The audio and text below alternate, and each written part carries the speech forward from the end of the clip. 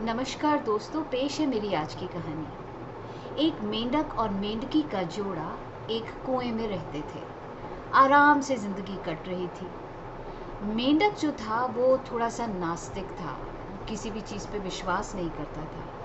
और जो मेंढकी थी वो बहुत ही स्पिरिचुअल थी, भगवान में विश्वास रखती थी, सारी पॉजिटिव चीज़ों में विश्वास रखती थी। अच्छे खासे दिन कट रहे थे, लेकिन एक दिन उस कुएं में एक सांप आ गया। उसको देखकर मेंढक ने तो आंखें बंद कर ली कि हे भगवान, अब तो हमें कोई बचा ही नहीं सकता, हम दो ही तो रहते हैं इस कुएं के अंदर, ये तो हमें पक्का खा जाएगा। मेंढकी ने कहा कि नहीं, मुझे पूरा विश्वास है, मेरी श्रद्धा में मेरे को मालूम है कि कोई ना कोई ऐसी चीज़ है जो हमें ज़रूर बचा लेगी। मेंढक उस पर हंसा कि मौत सामने खड़ी है और तुम्हें मजाक सूझ रहा है, कौन बचाएगा तुम्हें। अब सांप उनकी तरफ बढ़ने लगा। सांप ने जैसे ही मुंह खोला, ऊपर से एक बाल्टी आई और दोनों मेंढक मेंढकी उस बाल्टी में ऊपर चले गए। यानी कि किसी ने पानी निकालने के लिए बाल्टी जो थी वो कुएं में डाली और मेंढक मेंढकी जो थे उसमें बाहर पहुंच गए।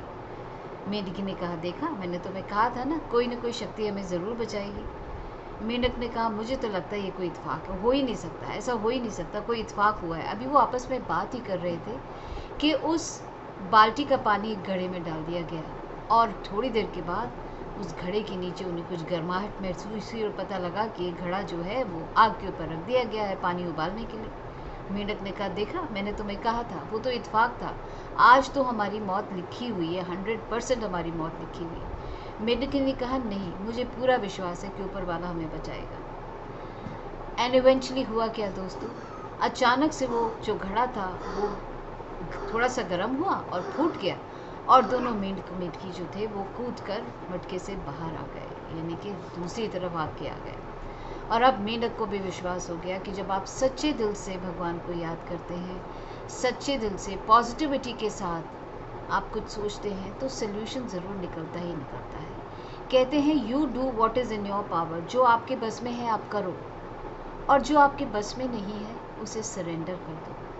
कोई ना कोई चीज़, कोई ना कोई रूप में, किसी न किसी तरीके से मदद आएगी ज़रूर, क्योंकि वक्त हमेशा एक सा नहीं रहता दोस्तों, वक्त हमेशा चेंज होता है। सुबह से शाम होती है, शाम से रात होती है, रात से फिर सुबह होती है। Life moves in a wheel.